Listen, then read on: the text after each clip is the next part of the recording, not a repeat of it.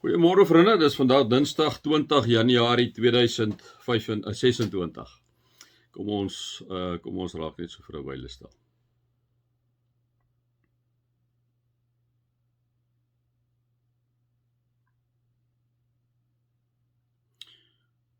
O Vader, o Seun, o Heilige Gees, God die Vader, God die Seun, God die Heilige Gees.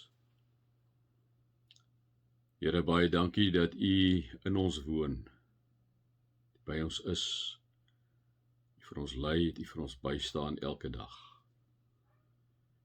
Vader, ons kom draak hierdie dag aan U op en ons kom plaas dit in die Vaderhande. Here, gebruik ons soos U wil. Amen.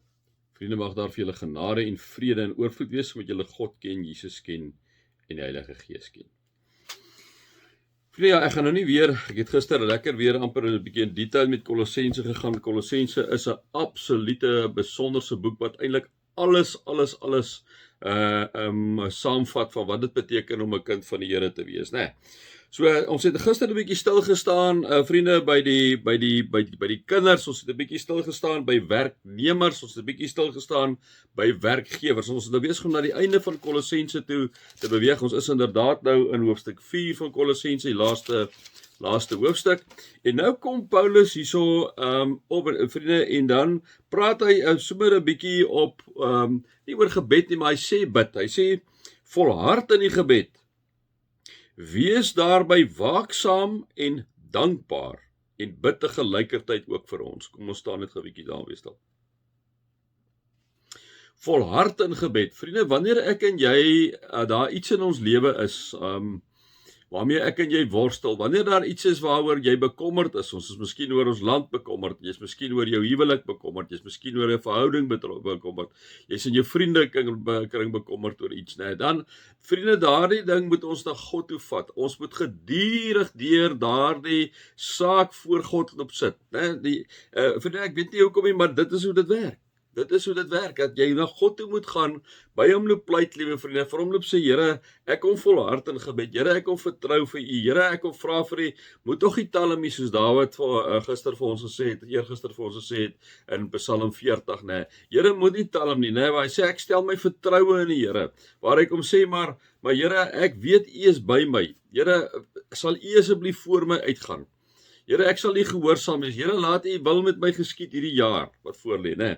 Nou, wanneer ons so dit begin sê, beteken dit ek en jy bly bid. Ons bly volhard. Ons sê vir die Here, Here, help ons in hierdie jaar. Help U ook vir ons dat ons toegewyd sal wees hierdie jaar. Here, maar help ook met daardie spesifieke saak.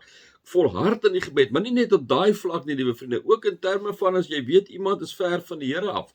Volhard in gebed. Hy praat nou met hierdie mense in Kolosse, deel van 'n heidense omgewing gewees, self uit die heidene uitgekom, en hy het geweet, Paulus het geweet, die een ding wat jou staande laat hou in hierdie lewe, is as ek en jy gedurig bid.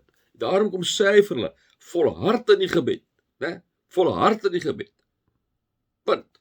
Dan eens gaan hy aan, hy sê, wees daarby waaksaam, so nadat jy volhard het in die gebed, wees daarby waaksaam, kom ons staan nog 'n bietjie daarby stil.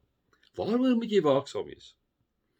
Vriende, dit is 'n ding wat ons maar vir mekaar almal kom sê, ons moet waaksaam wees, vriende, vir jou duiwel wat rondloop soos 'n brullende leeu.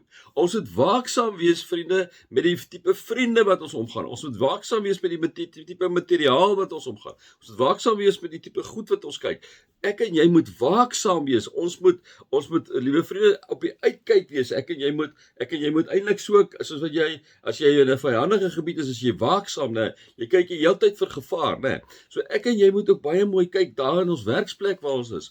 Moet ons waaksaam wees. Kyk baie mooi wat jy sê met jou woorde. Kyk 'n bietjie hoe jy optree teenoor iemand. Wees waaksaam, né? Wees volhard in gebed, wees waaksaam en dankbaar. Dit is eintlik 3 ongelooflike goed. Weereens ek vir julle sê, skryf neer, gaan pak uit wat kom sê die Here vir jou. Dis hoekom ek baie keer vir julle sê, mense sal vir jou sê, maar hoe praat die Here? Dis hoe hy praat, vriende. Jy moet begin daar, jy skryf gebed neer en sê jy, ek weet volgende 3-4 dinge gaan ek aanhou bid hierdie week. Ek gaan volhard in gebed. Dan staan daar wees waaksaam. Here, help my daar by die werk. Here, gee dat ek die regte goed sal kyk, die regte goed sal lees. Here, help my daarmee. Dit is hoe jy met die Here praat, want die Here klaar met jou uit die skrif uit kom praat, né? Hy sê wees dankbaar. Here, ek is baie keer ondankbaar. Here, ek is baie keer sien ek net die negatiewe goed raak. Here, ek gaan nou hierdie jaar net dankbaar is. Ek vir u kom sê dankie vir alles wat u vir my gedoen het. Nommer 1, dat ek 'n kind mag wees, die grootste ding in my lewe. Dankie dat ek aan 'n gemeenskap van gelowiges kan behoort. Dankie dat ek 'n oulike ou vir meisie het. Dankie dat ek 'n oulike man of vrou het. Dankie dat ek kinders het. Dankie dat ek 'n werk het. Dankie dat ek 'n motor het of 'n motorfiets het of 'n fiets het of 'n busdiens het waarmee ek kan werk toe gaan. Dankie Here daarvoor. Dit is so baie goed om vir dankbaar te wees, né? So Paulus kom sê, volhard in gebed. Crucial. Wees waaksaam. En wees dankbaar. En sy bid te gelykertyd ook vir ons. Nee, Paulus is in die tronk op hierdie stadium en hy sê vir nou, bid asseblief vir ons, tree vir ons by die Here in. Kom ons verstaan daaroor. Mag julle God se liefde ervaar, sy genade ervaar en sy teenwoordigheid ervaar.